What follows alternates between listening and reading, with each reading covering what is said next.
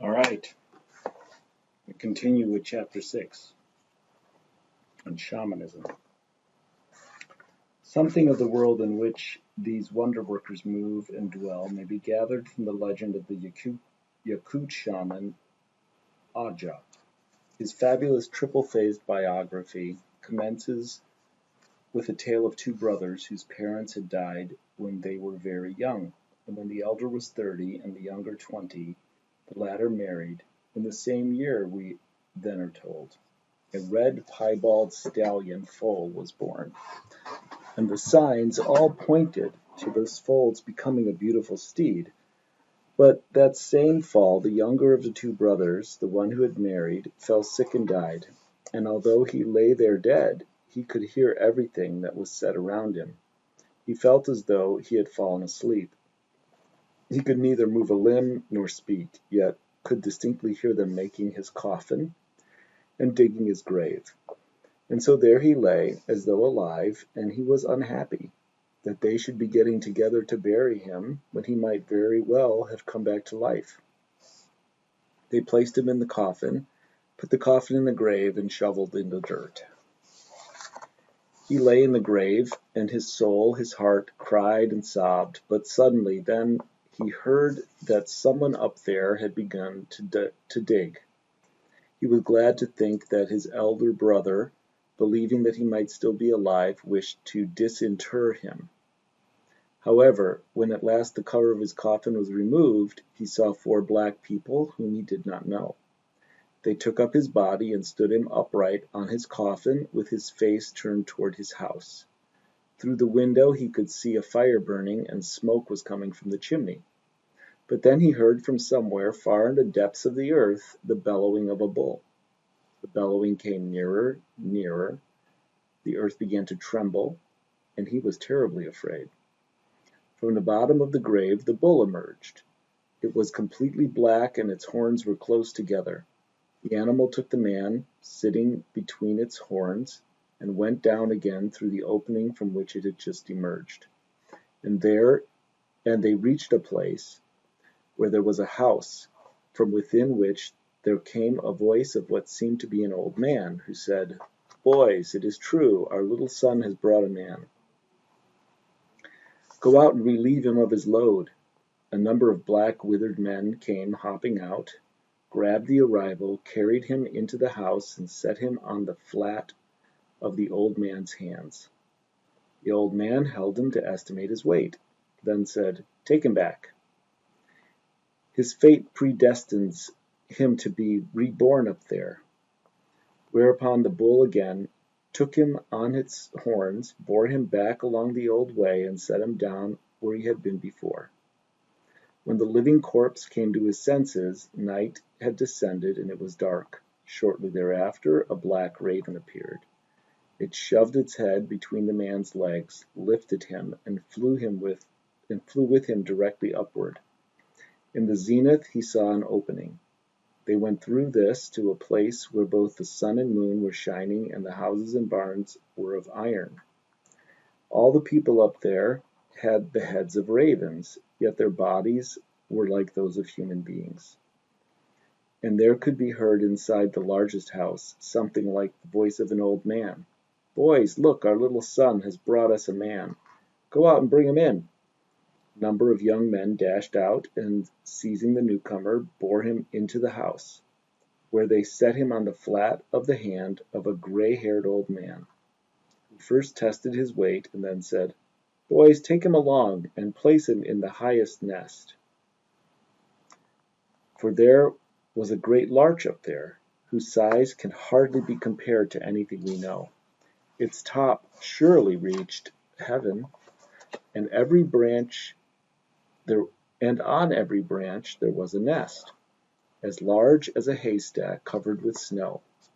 The young men laid their charge in the highest of these, and when they had set him down, there came flying a winged white reindeer, which settled on the nest, and its teats entering his mouth he began to suck. There he lay 3 years, and the more he sucked from the reindeer the smaller his body became, until finally he was no bigger than a thimble.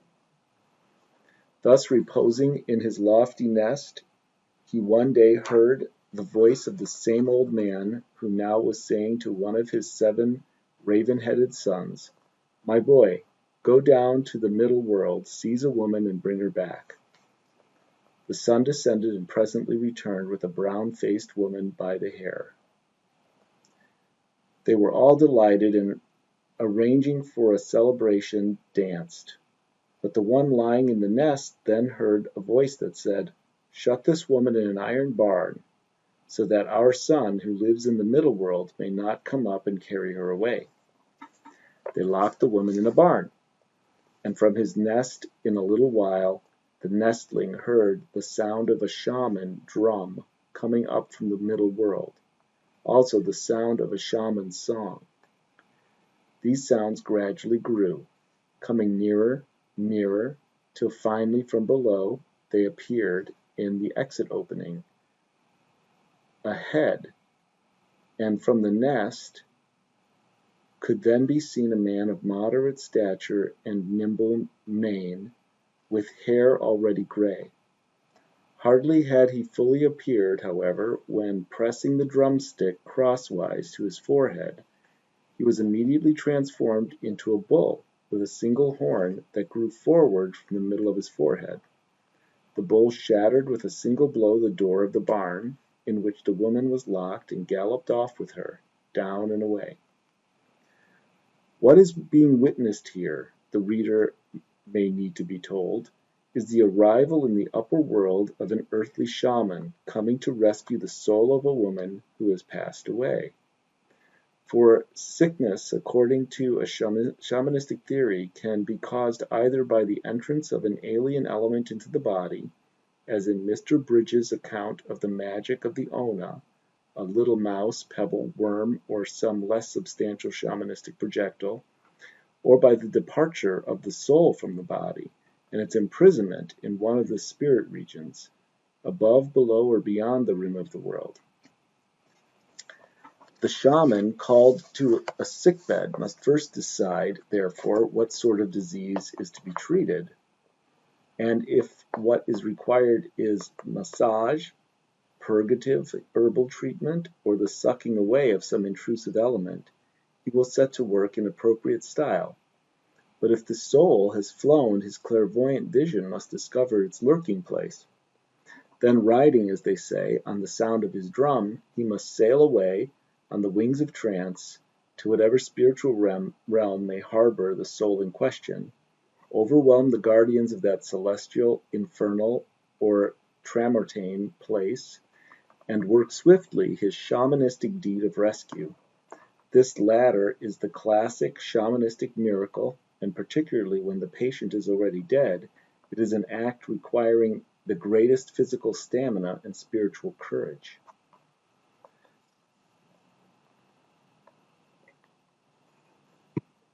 We shall presently view these affairs from a terrestrial standpoint, but for the present, let us return to the celestial region of our tale. A master shaman has arrived, transformed himself into a bull, shattered the bolts of an iron storage house, and galloped away with his prize, the soul of a woman whom the gods had thought to let die. Following him, there went up cries and shouts, laments and mourning, and the son of the old man went down again to the middle world. He returned with another, white-faced woman, who was first transformed into a little insect and then perfectly hidden in the main or middle structural pole of the yurt. But soon again the drum and song of a shaman could be heard, and this time again the one who arrived discovered his patient. He broke the pole in which she was hidden and carried her off, whereupon the son of the old man went his way a third time, returning with the same white-faced woman as before. But now the raven-headed spirit people in the upper world made better arrangements for her protection. They set fire to a pile of wood at the exit hole, took glowing brands in their hands, and stood about the aperture, alert and waiting. Then when the shaman appeared, they struck him with the firebrands and drove him back to the earth. At last the little watcher in the nest, at the end of his 3 years, once again heard the voice of the old man. "His years are up," the voice said. "Throw our child down to the middle earth. He is to go into a woman to be born. And with the name Shaman Aja, which we have given him, he shall become famous. No one shall take his name in vain in the holy month." Intoning songs and blessings, the seven hurled him down to the middle world, where he immediately lost consciousness and could not recall by what means he had come to be where he was. It was only when he was 5 that this recollection returned, and then he knew how he had been born before, how he had lived on the earth, and how he had been born above, and there had seen with his own eyes the arrival of a shaman. 7 years after his new birth, he was seized by the spirits, forced to sing and cut to pieces. At 8, he began to shamanize and to perform the ritual dance. At 9, he was already famous, and at 12, he was a great shaman. It turned out that he had come into the world this time 15 versts, about 10 miles, from the place of his former residence. And when he paid a visit to his former brother, he found that his wife had married again, and that the colorful stallion foal, born the year of his death, was now a famous steed. But his relatives failed to recognize him, and he told them nothing. One summer day, however, when a man of property was celebrating the so-called Isyak festival, the blessing of the sacred kumis, which is an intoxicant fermented or distilled from mare's milk, which is accompanied by a ritual called the lifting up of the soul of the horse. The young shaman there met the same shaman who he had seen entering the upper world while he had been lying in his nest. The older man immediately recognized him and said in a voice loud enough for others to hear, "When I once was helping another shaman recover the soul of a sick woman, I saw you in the nest on the 9th, the uppermost bough, sucking the teats of your animal mother. You were looking out of the nest." And the younger shaman, Aja, hearing these words, immediately became furious. "Why do you bring out before everybody the secret of my birth?" he asked. To which the other answered, "If you are planning evil against me, destroy me, eat me. I formerly was nurtured on the 8th bough of the same larch on which you were nurtured. I am to be born again and nurtured by the black raven, Chara Sarun. And they say," concluded the Yakut narrator, Popov Ivan, "that the young shaman that same night killed the elder. The shaman spirits swallowed him and thus committed him to death, and no one saw." This ancient tale was told to me by a very old man. Spirits initiate the shamans of Australia in a cave, those of Siberia in a tree. Yet, do we doubt that the sense of the two experiences is the same? In Siberia, the shaman's flesh is eaten and restored. In Australia, his intestines are removed and replaced by quartz crystals. But are these not two versions of the same event? We note that in both cases, 2 inductions are required, one by the spirits, one by living masters. But these 2 are characteristic of shamanism wherever it appears. In the various provinces, the visions differ. Likewise, the techniques of ecstasy and magic traditionally taught for the culture patterns through which the shamanistic crisis moves and is realized have local histories and are locally conditioned. Yet the morphology of the crisis, it can no longer be doubted, remains the same, wherever the shamanistic vocation has been experienced and cultivated. All right, with that, we will stop for now.